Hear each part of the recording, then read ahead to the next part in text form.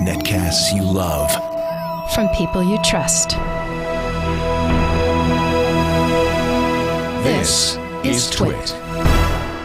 Bandwidth for frame rate is provided by CacheFly at CacheFly.com. Framerate is brought to you by MailRoute.info. MailRoute is a secure hosted service that provides enterprise-grade virus and spam filtering to companies of any size. Try it right now absolutely free at MailRoute.info.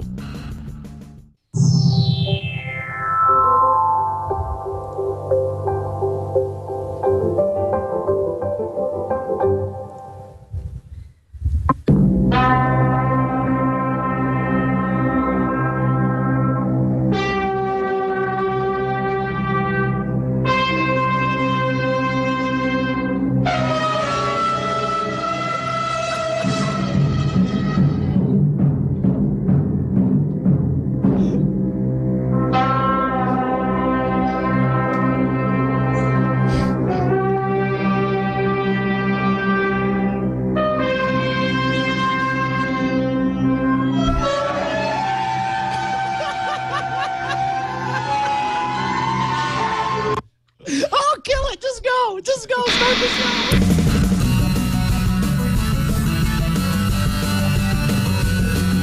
It's Frame Rate.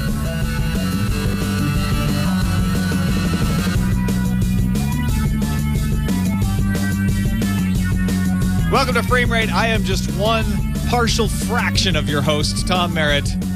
Yes. We lock in like Voltron. I get to be the legs.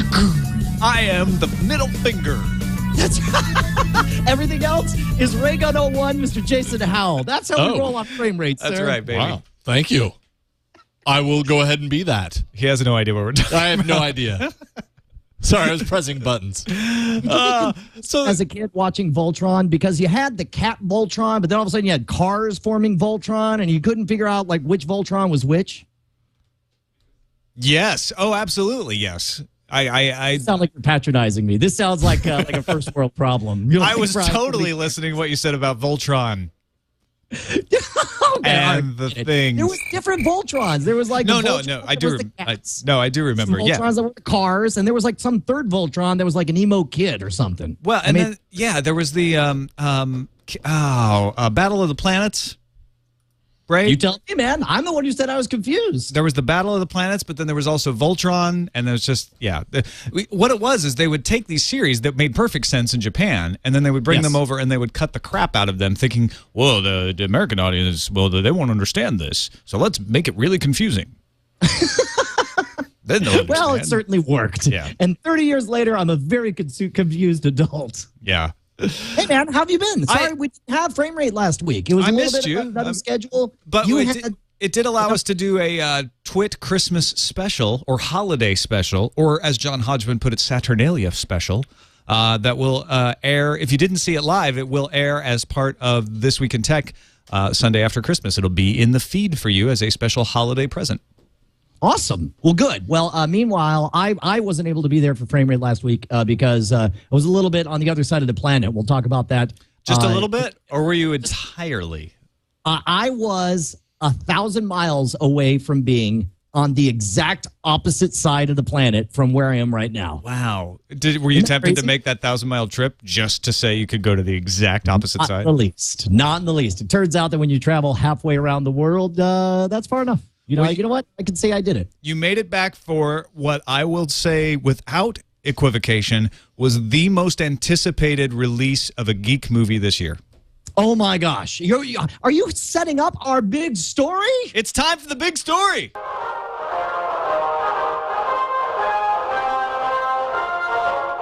This just in, the big story. My favorite part is that he actually matched up the audio with the guy with the crazy 50s guy. I know. The voice syncs, but it's so obviously recorded on a nice mic in a studio somewhere by just a guy. That's right. The big story is Tron Legacy came out on Friday, although like special VIP types got to see it earlier in the week, like Sarah Lane, who fell asleep. sort of soured my hype for the whole thing. I was like, look, I don't need to see you tweeting all over my face, saying that you're seeing the Trons. All this was us experiencing what Hollywood types experience every day. It's just that they don't Twitter about it so much. It was the social networking crowd got let in on the little Hollywood red carpet event. And then, of course, they had to Twitter the crap out of it. But, yeah, Tron Legacy, I saw it on Saturday. It was way too sold out on Friday, and we had our Twit Christmas party on Friday. But I was able to watch it on Saturday. I watched it in 3D. Did not watch it in 3D IMAX. How did you end up seeing it? I saw it in 4K 3D. It was a 4K projector. I think 4K technically they have to do it 2K or something. Anyway, I saw it 2K in each eye. Projected in 3D. What's that? 2K in each eye. 2K. Well, I think it is actually because they split the signal that way. But I saw it this morning because when I got home on Friday, in my imagination, I was going to go straight to the theater, but I came home sick as a dog, which we'll also talk about later, with 103-degree fever. I was laid out for 3 days, so I watched a lot of stuff that wasn't Tron. But this morning, we took the kids to the Alamo Drafthouse, which has Baby Day, which is the greatest invention in the history of cinema. If you have kids, if you have a 2-year-old, a 1-year-old, or an infant child, and they start crying, you're like, whatever, dude. It's Baby Day. Yeah. That's what you signed up for. They have that at the Parkway Theater in Oakland, which is actually a similar deal. It's not as nice as the Alamo Drafthouse, but it's the same idea where they serve you food, and they have a Baby Day as well. Yeah. Oh, it's phenomenal. Okay, I'm going to let you go first because I got a lot of thoughts and I don't want to. All right. Well, first of all, ground rules. Do we need to raise the spoiler alert level? Do we? To be honest, I think we could talk about any of the plot points that were in any of the trailers and in any of the previews. And to be honest, I can't think of a spoiler that wasn't in those. Okay. Like the whole movie really is pretty much written in the previews. We're gonna raise the spoiler alert level to yellow then. Okay. For those of you who don't like to watch trailers. Sound the alarm. Yeah. So there we go. Oh, here it comes. Spoiler alert level Yellow. is activated. What did you think? I liked it. And what was interesting, we talked about it a lot on East Meets West this Sunday with Roger Chang. I agreed entirely with Roger on his evaluation of the movie. He hated it. I liked it. I thought it was a great visual experience. I thought the soundtrack, as I knew it would be, was awesome. The Daft Punk soundtrack was fantastic. It linked with the video in a great way. The visual effects were amazing. The young Jeff Bridges as Clue, a little bit of a cutscene sort of CG Jeff Bridges, which worked okay actually in the Tron universe because he is a computer program. Didn't work so well outside of it. But overall, I was like, the story was just enough for me. It wasn't great, but it was enough to pull me through, and I just thought it was beautiful. A lot of Kubrick homages in the settings and the way they shot some things, just gorgeous effects, and it was a fun, big music video kind of experience. What did you think? I thought it was very sleepy, and I didn't understand why it should be. It was just everything was. It's like somebody threw a party. And it's the party everyone has to go to. Everything about the party is exactly right. The music is incredible. The location is unreal. It's decked out with the most amazing visuals around you. All the right people are there, but you just didn't have fun while you were there. There was something to the original Tron that had so much more life to it and good humor and pep. And Flynn was so full of this life that really shook up everyone around you. And you don't see that from Sam. You see, a confused, kind of angry kid. And unfortunately, you don't see it from Flynn either. Flynn's, I don't know if it's a product of him being older and playing a different character or whatever, but,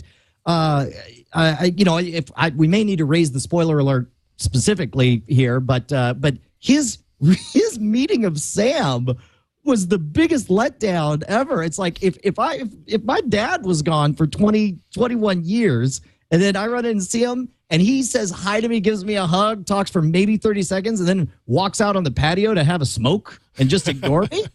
I'm just like, what WTF, mate? That ain't cool. Get out of town. That's terrible. But he's the dude, man. Well, but that's just it. If he was the dude. he was the dude. He was Flynn the dude.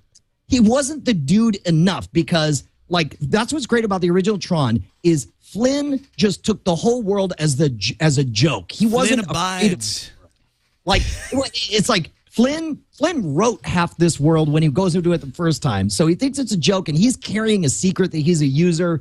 And there was something neat about his smug superiority and his sassy way of handling everything. And you just didn't get any of that in this movie. It was Euchre in the chat room points out Kevin Flynn is older mentally than his real-world age because he's lived through so many cycles and time passes differently. So that could have really watered him down. And yeah, I thought Kevin Flynn's character was the one I bought the most. That was the character I felt like, you know what, Kevin Flynn caught in there for that long, living through that many cycles, being who he was. He essentially was Jeff Bridges in the original Tron. This is a really old, experienced Jeff Bridges character. I get that, and I was okay with that.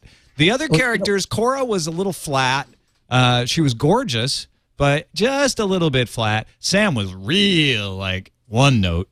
Like, okay, yeah, you're mad at your dad. You're still mad at your... Oh, look at that. You're still mad at your dad. What a surprise. I thought Tony Blair overdid it as Zeus. Just way too flamboyant. Yes. I understood that character was supposed to be flamboyant, but I was like, this is off note. This is out of character. Yes. And I had huge problems with different plot points.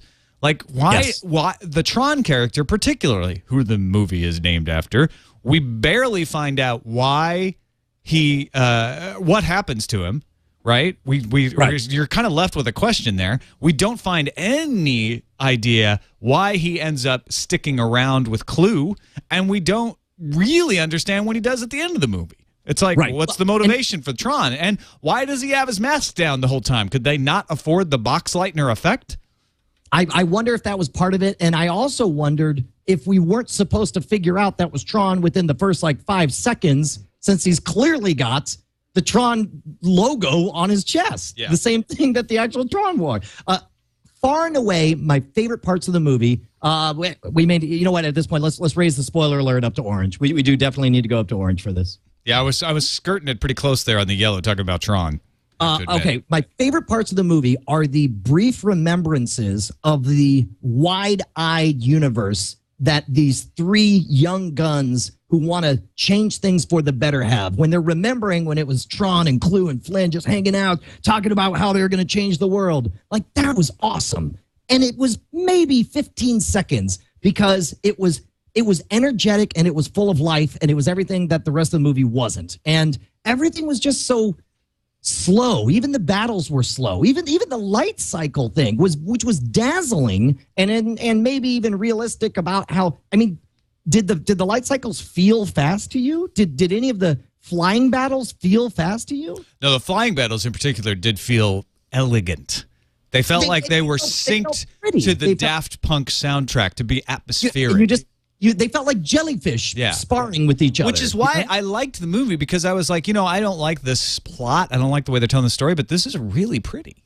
And it goes with the music so well. Dude, it toke me up. I'm good. I will tell you, though, I was beaming ear to ear from the first 15 minutes of pure nostalgia. The sound effects, the visuals. And if you watch the original Tron as much as I did, you recognize so many of these little 8-bit sounds, and you knew what they meant. And there was a lot of inside stuff that I got to think was on purpose. You remember in the first Tron movie, Dumont was the program that controlled the input-output tower. Do you remember that? Yeah. Did you notice that the shack that Sam lives in has giant? It's called Dumont Importing or Dumont Travel. No, I didn't notice that. It's like a shipping company, and it's called Dumont on there. Nice. Bunch of interesting stuff like that. And I loved the moment they turned on and the ghost of Flynn's arcade, and you're hearing the 80s music and stuff. That was great when they blasted out the Journey, like the overloud Journey. That was sort of an homage to what was not meant to be ironic in the original. Yes. Yeah. Yes. That was cool. But it was also, and it just made me smile because again, I brought back those visuals of this energetic kid, Kevin Flynn, who's up there in his apartment, taking off his shirt in front of his guests, talking about how somewhere, man, in one of these memories is the evidence. And it's like, where was that moment in this, man? Yeah. Where was? Come on, man. And they also missed opportunities to remake the grid in a modern way. And I don't mean that visually. I loved the visually, like I've said before. What they did was spot on. It was gorgeous. But what about the idea of bringing it up to speed? Why wasn't it networked? Why wasn't there internet metaphor? I guess it was supposed to only be existing within that program running in the basement of Flynn's arcade. So maybe I can identify that. But they didn't expand on master control program or the I/O tower or programs. In fact, they went backwards on that. They barely acknowledged the fact that everybody was a program and this was happening in a computer tower. I wanted to see some, I mean, on the one hand, they had real honest-to-goodness Unix commands running, which, you know, good on them for that. They didn't skimp on that part. That was aces. Cool. But, I wanted the club to be called, and I mentioned this on East Meets West, I wanted it to be called L2 Cache or something, like this is where everybody's waiting before they, go on in through the microprocessor or something. I wanted more of that tie-in, and they actually gave me less. Those were also, you got to admit, those were the parts of the original that aged the least well. Those are the ones that look the most campy now. Like, oh, yes, no, on, off, you're a bits. Like we spent 30 seconds setting up that joke in there. But again, that's kind of what I loved about Tron. I can't believe I'm saying this out loud, but I kind of would have liked to see a little more cheese. I would have liked to have been jarred out of my place to where I just didn't care, where I knew it was a bit of a silly ride, but I was just having too much fun to care. I wanted more of that Men in Black experience, or what I hope to get from Cowboys and Aliens coming up soon. The moment, and it was Bonnie that nailed it, the moment that they really dropped the ball was in a world where anything is possible, where physics and gravity can be redefined, where costumes can be anything you want them to be. The party should have been a hell of a lot more awesome than a bunch of people standing around with making out with red people. That was a huge disappointment. They had a big opportunity to make the party something amazing and over the top and outrageous. Maybe the party should have been called buffering, and it's just been packed and nobody could move. Maybe maybe you're right. Maybe they just needed more networking puns, and I would have been okay with it. I would have been entertained. And somebody in the chat was like, "Are you sure you liked it, Todd? Because you're not saying." But the thing is, I'm picking on the plot, and I'm picking on the setting, and I'm picking on the characters, and I have problems with all of that. But I still enjoyed myself. At the very end of the day, when the movie was over, I was like, "That was enjoyable." It was a treat for my eyes and ears, and if it wasn't a treat for my mind, well, so much the worse. It's a missed opportunity, and I'm sad about that. But wow, it was like watching, I don't know, one of those, what's that bird film where it's just shots of birds flying around, Baraka, I think, or something, where it's or say Koina Scotzi or something like that. Yeah, where it's just pretty, and to me, Tron Legacy was kind of like that. It was really nice to watch.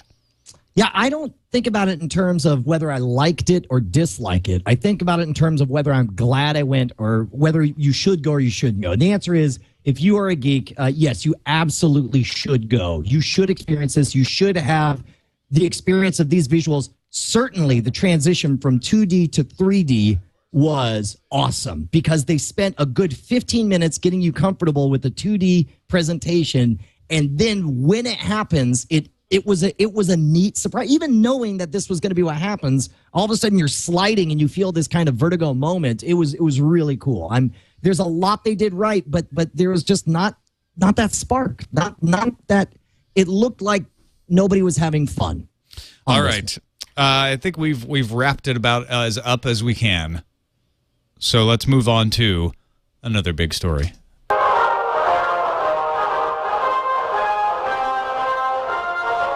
Stop everything. It's another big story.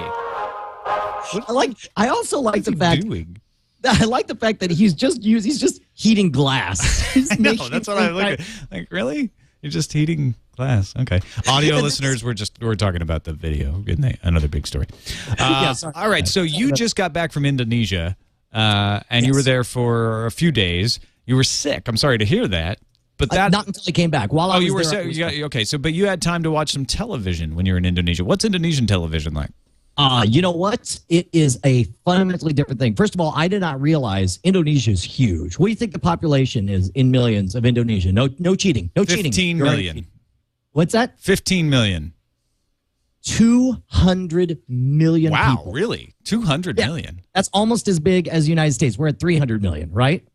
Here's the other thing. What do you think the cable penetration rate is on 200 million? 80%? 3%. Three? I thought I was being 3%. optimistic with 80. I figured it was a trick question, so I went the other way. Yeah. Wow. 3%, right? And those so that means you have 200 million people, and they're all watching over-the-air television. They only have 10 television stations, and one dominates over the rest of them. It's RCTI. It's the number one station there in Indonesia. And as you probably guessed, not a lot of DVRs, not a lot of Hulu watching, not a lot of time shifting. They're not going over the top over there? What's that? They're not going over the top? No. Are they cutting the cord? No, they're not. But I tell you what it is. It's like a time machine. It's back to the 1980s when it's 1986 and it's 9 o'clock on a Thursday night. So you're watching Cheers. And as a result. Are you literally watching Cheers? People, well, actually, they may actually be watching Cheers. So the show they had me on was Mahakaria Magician, which is essentially, it's an awful lot like World's Greatest Magic. And they have a whole bunch of Indonesian performers and variety artists and magicians and mentalists. And then they also have like 4 of us who are brought in from overseas. They had a knife thrower named Throwadini. And it just occurred to me that there's probably someone listening to Frame Rate right now who doesn't realize that my day job is I tour all over the United States doing a bizarre magic show. They flew me out to do 2 effects, to do the human crazy straw and the nail in the eye trick. And the day before we go to do it, they say, well, the last special did really well. So we are really expecting a better turnout. We're expecting around 70 million people to watch this live. Wow. Yes. That's wait, you said 200 million people, so that's close to 50% of the population. It was the actual numbers came out the next day. 33% of the entire country watched live. And understand, here in America, when we say live, we mean live to tape. Give us 2 hours to nip and tuck and fix everything and cover up any of the screw ups or the curse words, and then we ship it out. They're live. That means like the moment and it's go, and 70 million people are watching whatever you do. And they since have already rerun the special again. It was unreal because all I did was my 2 stupid magic tricks. And for the next 2 days, I could not walk anywhere without people walking up and asking for pictures or for autographs or to say that they saw on the show. It was amazing. And it just reminded me, it's the one taste I will ever get of what in my mind, true stars, people back in the 80s when you could command crazy numbers because there was only 3 channels to watch, to have a taste of that kind of experience, it's unreal. I mean, you want to talk about leveraging the power of mass media. There are parts of the world that our whole understanding, this American understanding, and for all our talking about, wanting to DVR stuff and buy movies on our Apple TVs or whatever, I mean, that's a bunch of horse apples compared to the raw power of 70 million people watching live. Yeah, we got a couple 100,000 watching. That's right. It says. But the difference is, look, this is all it's. Hey, hold on, buddy. Hold on, buddy. We're doing good. Nobody's watching. I bet 1 or 2 of them are Indonesian. We run into friends. Like, hey, man, I made up those numbers. Indonesia doesn't even exist. Don't worry about it, man. Indonesia's a myth. I made Indonesia, too. There's no this such I'm not real place. sure. Come on. Indonesia's only the thing on risk where you hold to get into Australia.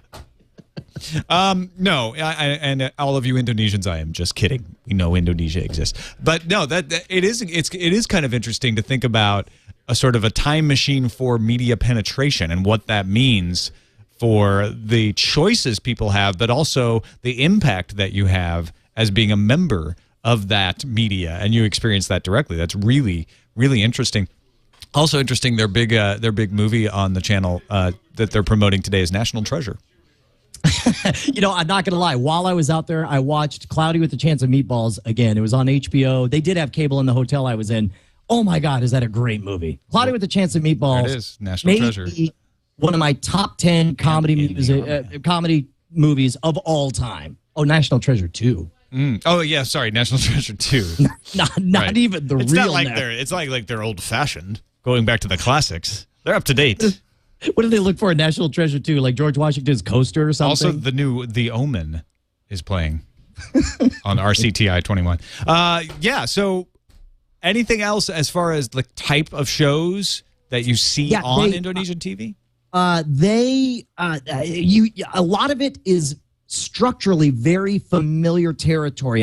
They certainly don't. It's not like a situation where they're knocking off ideas or whatever, but it's like I think there are niches that need to be filled. For example, to promote the Mahakaria Magician special, they said, "Hey, we're going to take you over to the show and you're going to be on it." I was like, "Great, what is it?" They're like, "It's it's a top 10 video countdown show. It's like TRL." And I'm like, "Okay." And then they're like, "By the way, millions are watching. Go." And it's called it was called Dasia. And so I counted down the top Indonesian. I felt so terrible. I can't read Indonesian, especially on the fly. And I'm right. And I'm like, Malakaraka Chak Flagada, and everyone pityingly, like, hey, look, he almost said it right. Yeah, I think I know what he was trying to say there because I've heard the song before. But and I will say one other thing that was unreal about the experience because again, I don't piece it together at the time. All I'm thinking while I'm doing, I'm like, a lot of people are watching. But then you got to realize that's bigger than our biggest American Idol. And when American Idol's over, they have a press conference to talk about, the big news that happened during the show. So when this ended, they're like, hey, come on over, we're going to the press conference. I'm like, press conference? I walk in, dude, it's like after an NBA game. Post-game interview. I'm LeBron James, and it's just nonstop, like click, click, click, click, click, click, flash bulbs and asking questions and stand over here, closer. Go, oh no, please, please, please, and they're dragging me away. So when you almost dropped that nail, how did you feel there, Brian? Well, and it's. I mean, I can't. I wish I could put it all into words. We got some footage of it. I'll be putting it up on my YouTube channel, or if you want to follow my Twitter, I'll post that stuff. Brian, how much practice do you undertake for this sort of thing? What, practice? That sounds like show prep. Like on purpose getting ready? Is that what you're referring to? Yeah, practice. Loosey-goosey on the practice. You're supposed to say, I don't need practice. I don't need practice. Don't you know who I am? I'm Brian Breshwood. I'm nobody in America. I'm huge. I'm going to buy you I'm huge in Indonesia shirt. Yeah. with a map. It points out this, and that's where it is. People who don't know their geography very well. It's right down there. Anyway. But I did come back very, very sick. For 3 days, I was laid up, and that's why I've got a lot to talk on the what we're watching. Finally, I'm catching up. I was always too busy to have plenty of stuff to watch, but now I got you. I bet I watch more stuff than you. Let's get into that in a second. First, I want to tell you about a way to stop spam. Does that sound good to you, Brian? Yes, you can shout at it very loudly, and it will wither and die. I read that on the interwebs. You can, maybe, but most people don't. Curses? It's a little hard for people to find the chickens in a lot of locations. Cosmic rays require an open roof policy. No. Highly trained dolphins. How about $30 a year? That's like 2 cups of coffee at Starbucks. Yeah. I'm down for that. Mailroute.info. 1 user or 50,000 users. It doesn't matter. You can stop the spam. I have stopped it to acedetect@subbrilliant.com.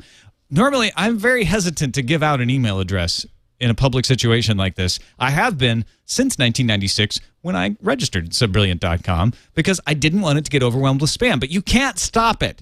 And so acedetect@subbrilliant.com just got flooded. It was unusable by 1999.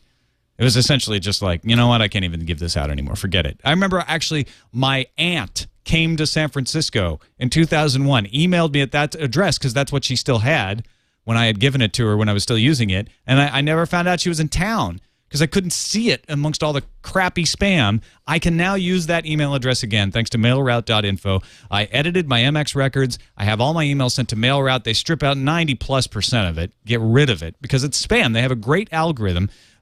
It's incredibly good. No false positives. I've only ever had one email show up that wasn't from an actual human being, and I wasn't certain whether I'd actually signed up for this service at some point in my life or not, and it just never dropped me. So if I couldn't tell, I can't expect them to tell. Check it out. It's a great way to get rid of spam. It's gonna work for you. Leo loves it. MailRoute was written by Tom Johnson, the founder and CEO, who also started a company called FrontBridge and brought it to market in 1998. It was acquired by Microsoft, still used in Microsoft-hosted Exchange services. Nothing easier for mail filtering. Small business accounts start at $2 per user per month for 10 users. And because of demand from the Twit Army, MailRoute has added a new service for individual users as well. $30 per user per year for single users. Visit mailroute.info. Sign up with the email filtering service that I use and keep the spam out. You can say, and not be a joking Dvorak imitator, I get no spam. Yeah, and not be a liar is what you mean. I did not mean I that. don't believe it. I'm not I mean, calling listen, John listen, Dvorak a this is liar. still- Don't put words in my mouth. He may be, I don't know, maybe he uses MailRoute. That's right. Maybe he does. Time for Film.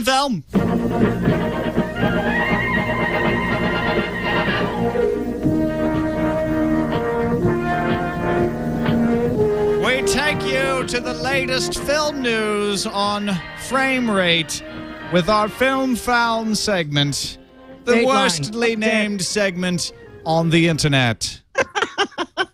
At least no name. At least we have Frame Rate. Frame Rate itself. At least the name of the show is a good name. That's because After you that, came I've up been with all that name. Viral video going around for a new movie called I Am Number 4. Have you heard about this? You know, I heard about it and I hesitated and I didn't watch it before the show. And I'm thrilled that you were saying that we'd take a look at the video. Can we just jump in? Yep. Hunted kid with superpowers. Take a look. There were 9 of us who escaped. Number 1 was killed in Malaysia. That's near Indonesia. Number 2 was murdered in England. Number 3 was hunted down in Kenya. You can only be killed in sequence. What number am I? 7? 5? I'm number 4. I'm next.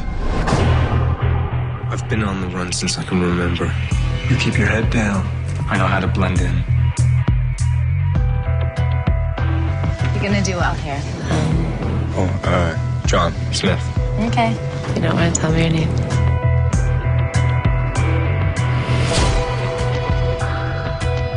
What's this? Seems like you want to run away. That is kind of private, actually. I've been to a lot of places. I think this is a pretty good place.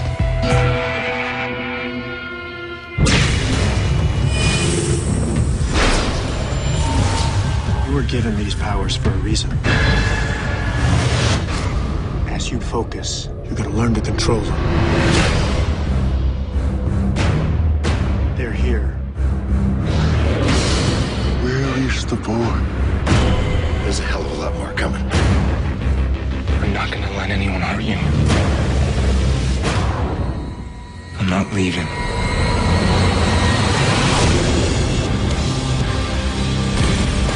You can't stop what's coming. Dad! Where is she? You have no idea how many have made sacrifices so you could live. If they kill you, we are all gonna die. Who are you? Number 6. You're more powerful together. You have no idea what I'm capable of.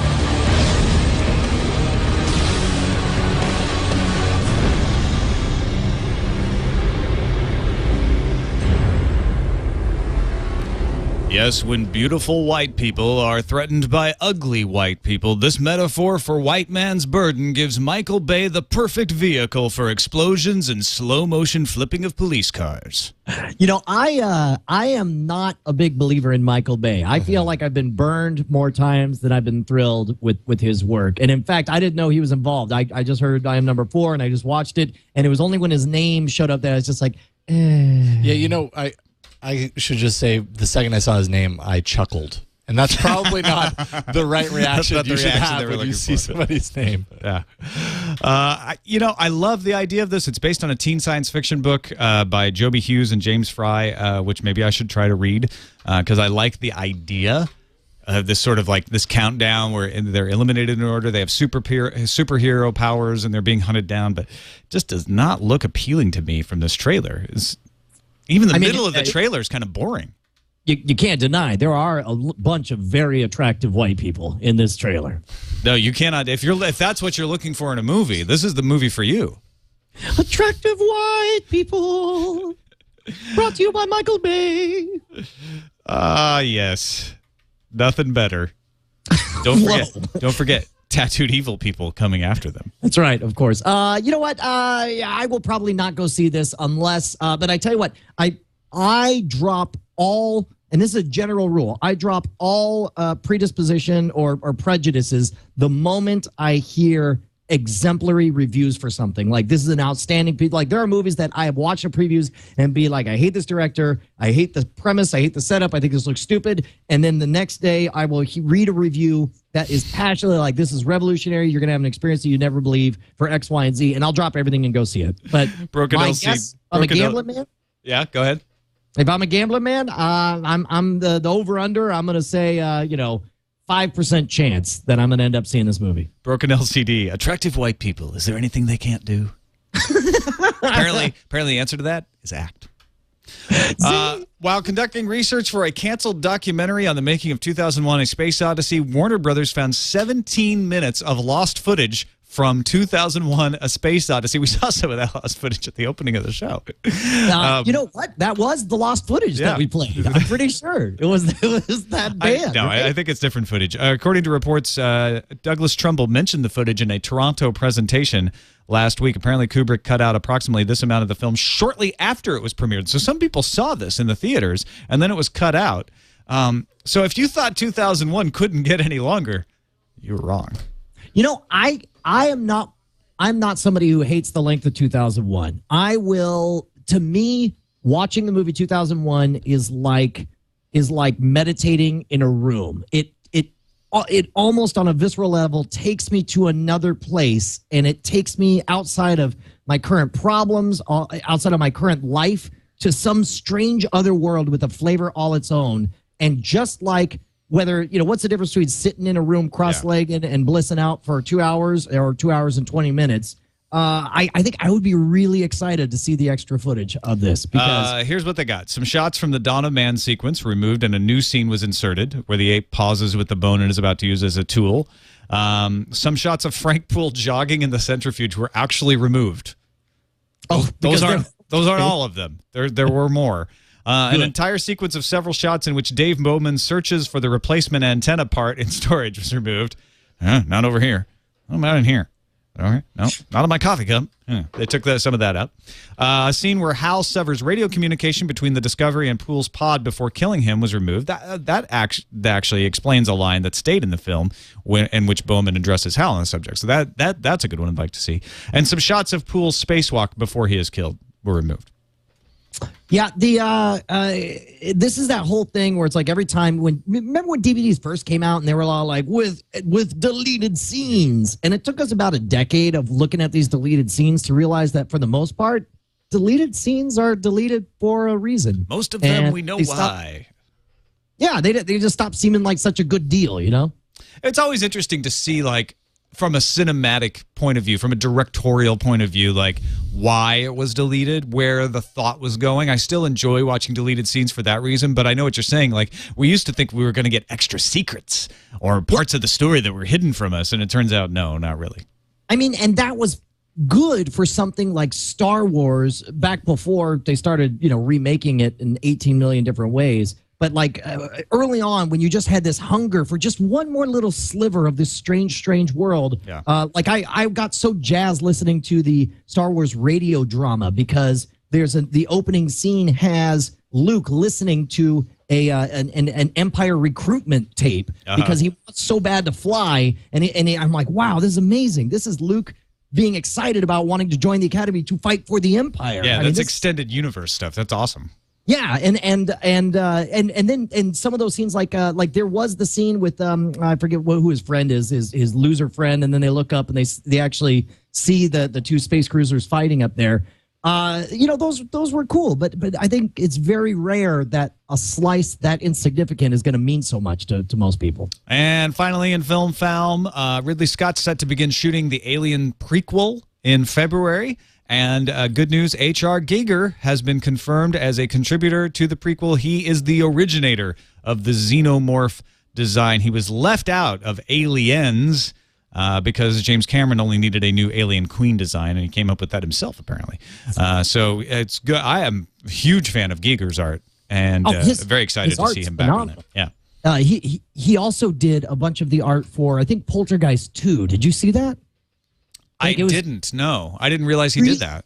Creepy stuff with like baby faces in these jelly morphic blob things. But I don't know as well, I believe. Yeah, he did do Species. Matters. Yeah. I don't know how much this matters to me. I what I care about in a movie is good design. And it's a good nicety, though. It's a cool thing. Doesn't mean the movie will be great. You're right. You're right. Cool. You like seeing someone who has created such an iconic image being given his due and given an opportunity to work more, and for that I'm happy. But I don't know that suddenly makes the Alien prequel a must-see movie for me. Okay, fine. I'm still excited. I'm excited. All right, let us. Shall we move on then? Yes, absolutely. Tube tops. I caught Jason by surprise. Coming soon, Dirk Gently, Holistic Detective, as a series on the BBC. Okay. Douglas Adams, Dirk Gently, Holistic Detective. I'm going to lose a lot of geek cred points for this because while I have read, I have done the entire original Hitchhiker's Guide to the Universe radio drama and saw the movies and that kind of stuff.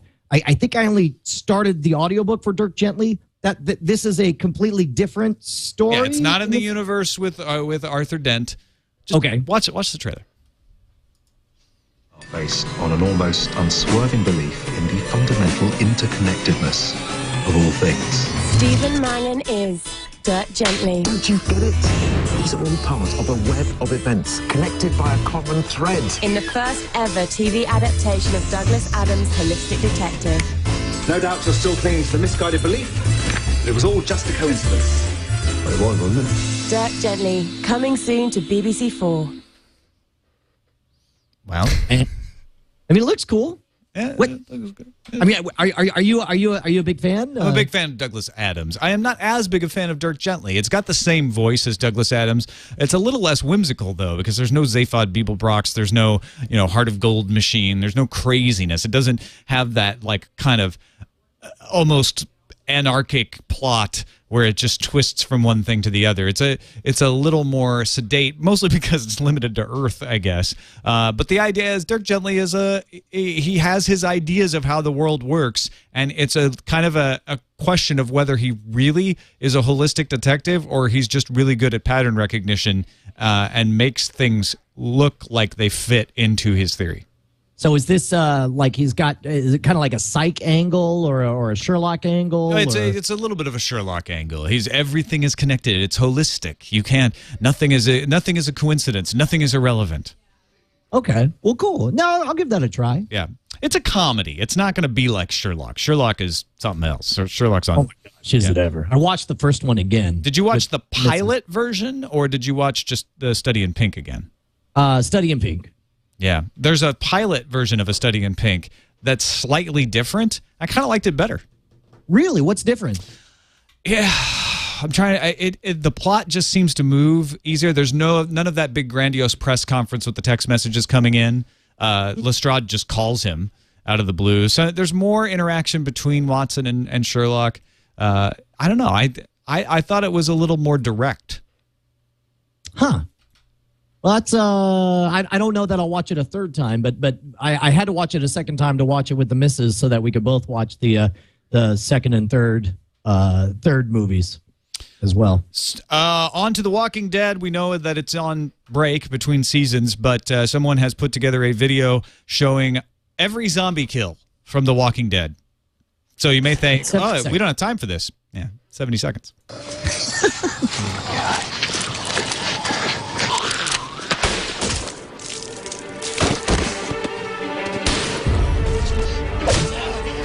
This is not going to be good for the audio listeners. We apologize. You can just count the gunshots. Zombie got killed. 7, 8, 9, 10.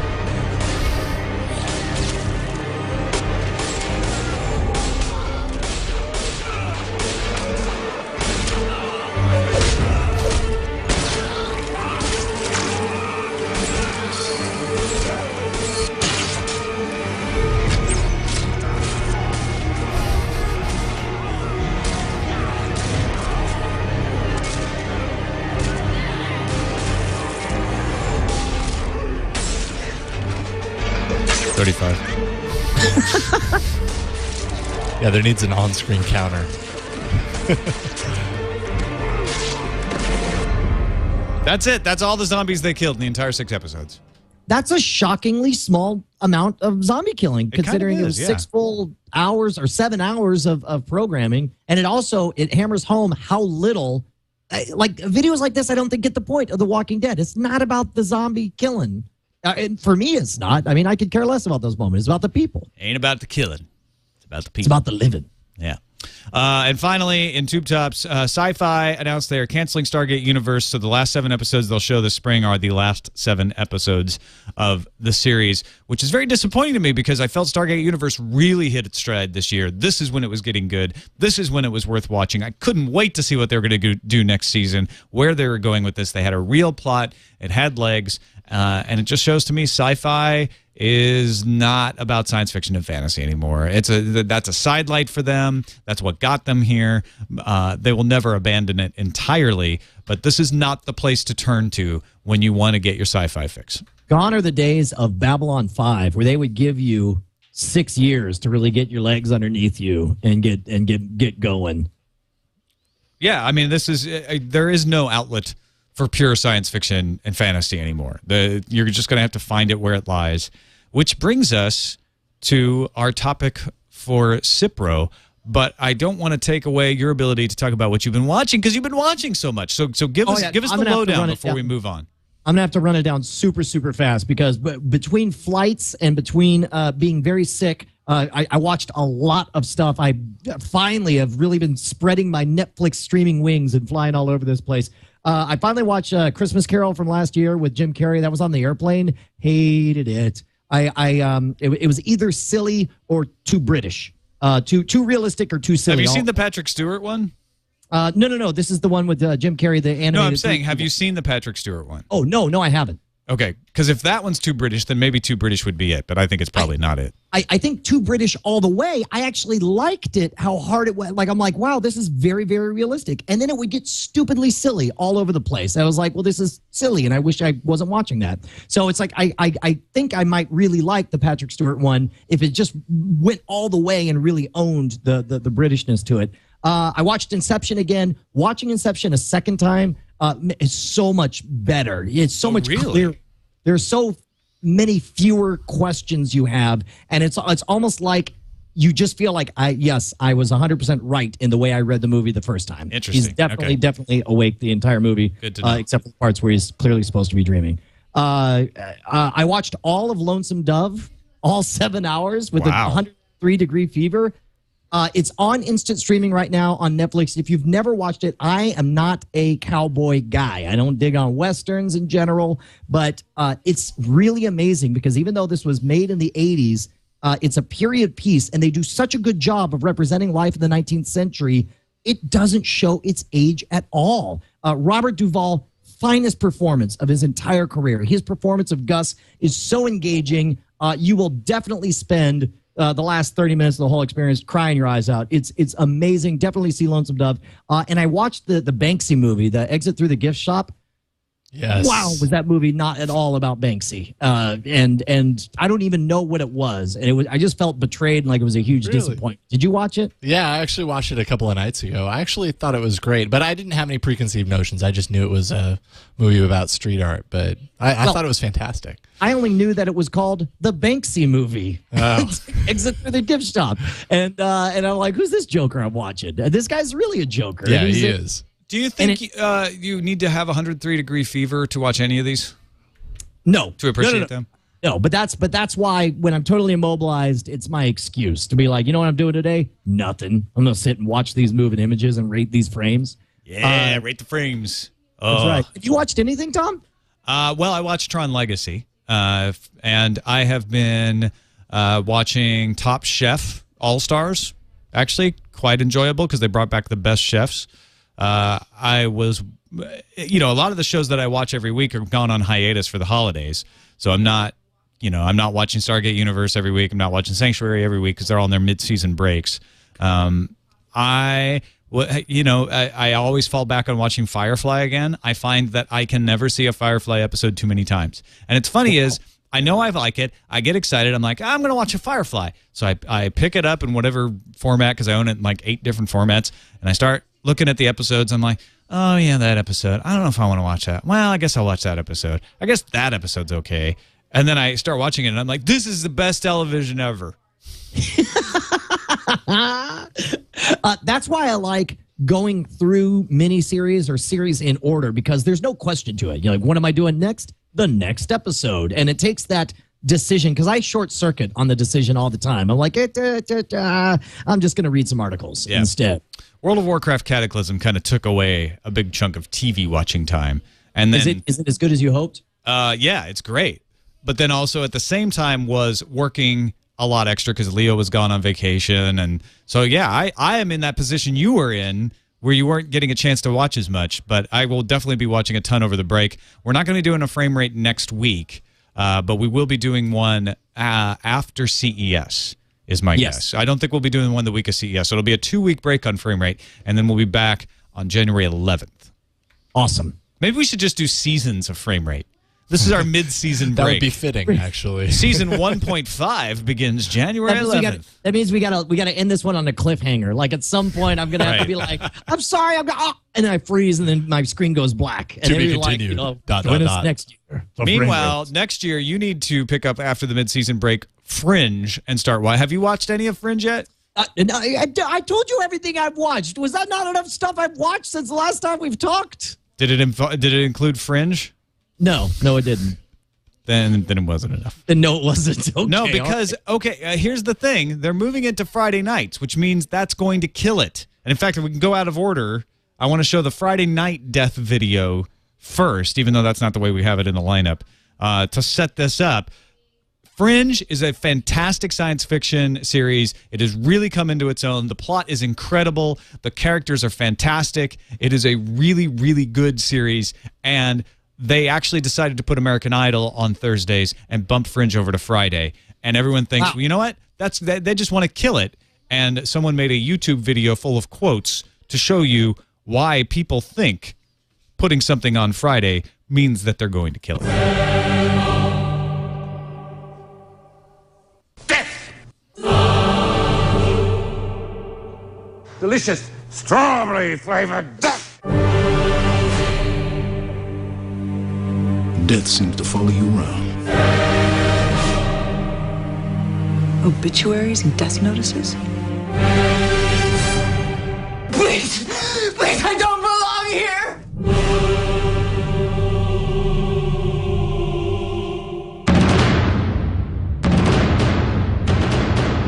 The war's coming.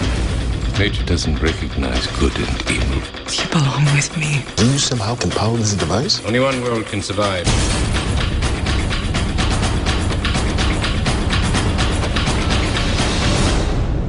It has begun.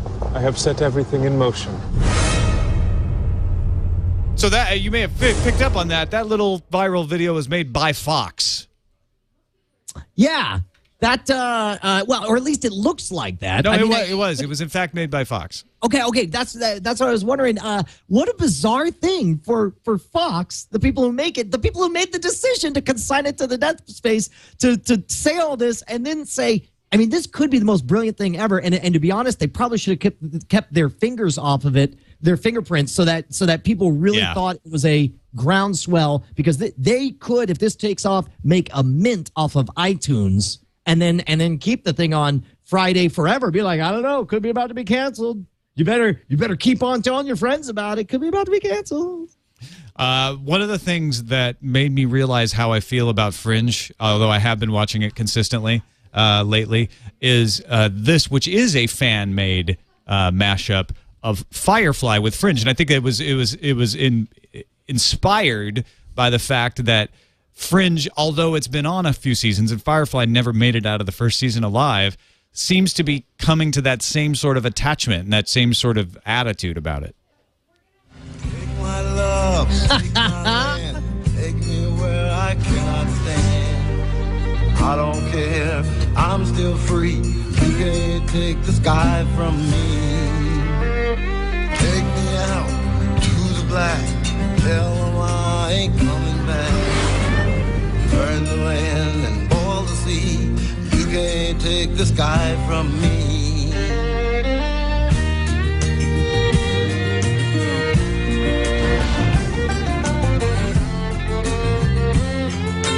There's no place I can be since I found serenity.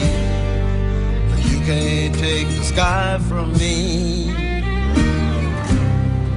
That was note perfect visuals of Firefly with the audio from Firefly and all of the visual style of Firefly, but all of the characters and situations from Fringe. That was awesome. That was awesome. And including Pansy the cow.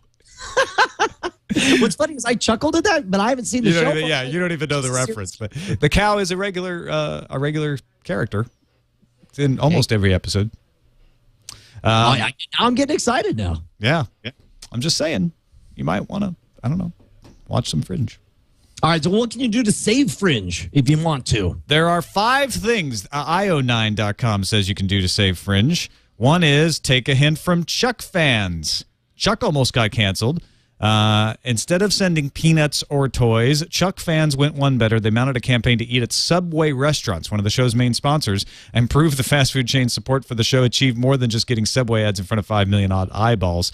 Subway's loyalty to Chuck translated into fans' loyalty to sandwich chain, and fans proved willing to sit through even the most blatant product promotion. I don't know, that might ruin Fringe in some way. You don't want to risk that, but anyway, you can find out what the advertisers are for Fringe and support them. Latest episodes include Sprint, Target, Macy's, Best Buy, Victoria's Secret, Burger King, Nikon, Lincoln Mercury, Chili's, Radio Shack, Men's Warehouse, and Mucinex. So get sick. Hey, I'm using Mucinex. Take some Mucinex. And Subway. 2, evangelize over the holidays. Tell all your friends. 3, organize a Fringe watching night. Get everybody to join in and watch it. Email your local newspaper, that sort of thing. And reach out to other fandom. But I think supporting the advertiser is probably the best one of those 5. Well, and certainly you're doing a bunch of these right now. You've gotten me, I mean, at this point, you've definitely gotten me excited about trying it. And certainly this is a very public venue to tell other people. My guess is if we cut over the chat room, a bunch of people will say whether or not they have or haven't seen Fringe before, whether or not they're going to try it. I'll definitely give it a try. And I like the fact, I assume all the episodes are up on iTunes. You're able to download them so you can get caught up. Yep, exactly. Awesome. All right, let's finish up with some emails to framerateshow@gmail.com. Those of you saying, gosh, I wanted to know how to email you. Here's how you email us. Use your email client and put in framerateshow@gmail.com. And then write us a message. That's right. And then we'll get an email like this one from Chris Bolton, who says, thanks a lot for the Breaking Bad tip. I have watched all 3 seasons of the past week, and it is by far the best TV show I have ever watched. Thanks again, as I never would have found it if it wasn't listening to the show. Walking Dead was great too, if a little short. That's all Brian Brushwood there with the Breaking Bad. Mark Smoker says, just a quick suggestion for a show segment, Netflix streaming picks, because there's a lot of new instant movies, but most of them suck. I think this is a great idea because far and away, I mean, that's the feature on all of the internet that I'm most excited about is the Netflix streaming, because just the idea of, especially as the library expands and you get more really good content like the whole Lonesome Dove mini-series on there as well.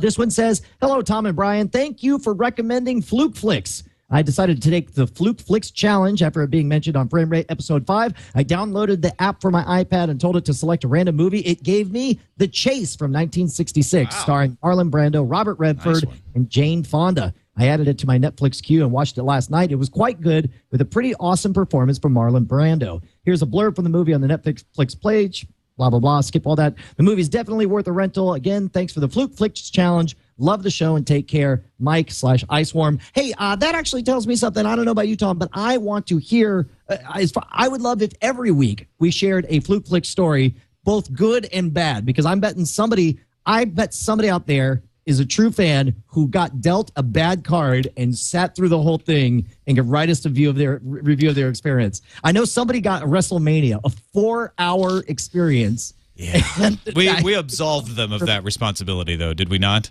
Well, we said I said you definitely had to do the first 30 minutes. Yeah, okay. A challenge like this actually attempts to solve both suggestions here. Netflix suggestion every week and the Fluke Flicks or the No. Fluke The Netflix suggestion has to be a personal recommendation. The Fluke Flick can't just say, our Netflix suggestion, use Fluke Flicks. All right, thanks. No. But if we're getting a good and a bad one, then the good one is the recommendation. I guess, right? The good one could be a recommendation. Absolutely. Okay, I see what you're saying. That's it for Frame Rate for 2010. Brian? was a heck of a year. It was. And even though this is only our 6th official episode, we are coming up on 20 fake episodes plus the real ones. This has been an amazing experience, man. Yes, from back in the time of the silent film all the way through today, Frame Rate has been with you, rating the frames all the way through the ages. Thank you for hanging with us all these years. So long, America. FrameRateShow@gmail.com is our email address. We will see you in January. Future.